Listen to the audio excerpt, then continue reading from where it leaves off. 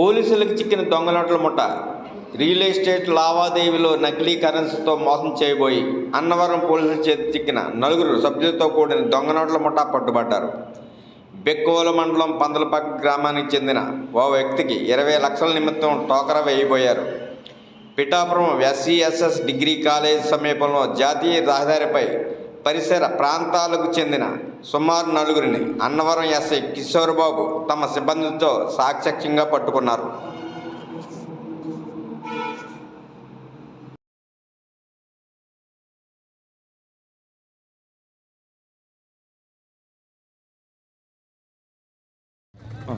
మాది బెక్కవోలు మండలం పందలపక్క గ్రామం అండి.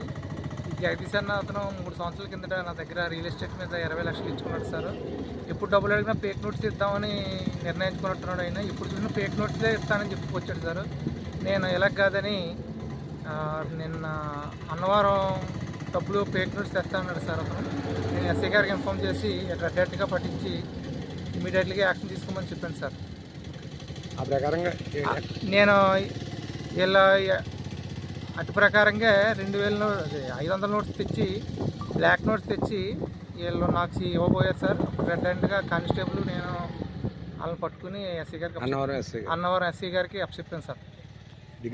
డిగ్రీ కాలేజ్ పక్కనే Annavaram main road, national highway అండి ఇది. ఓకే, తర్వాత ఇప్పుడు నీకు అమౌంట్ ఇస్తాన్నాడు కదా, అతను దేవురమ్మా అదే పిఠాపురం జగదీష్, ఇంకా వాళ్ళ గుమస్తా వీర్రాజు. వీళ్ళిద్దరూ ఎప్పటి నుంచో నాతో ఆడుకుంటున్నారు సార్. డబ్బులు తీసుకున్న డబ్బులు నాకు ఇప్పించడానికి నాకు ప్యానల్ మీద వస్తుంది సార్, కానీ నా డబ్బులు ఇవ్వట్లేదు సార్. ఎన్నాళ్ళ నుంచో చూస్తున్నాను సార్.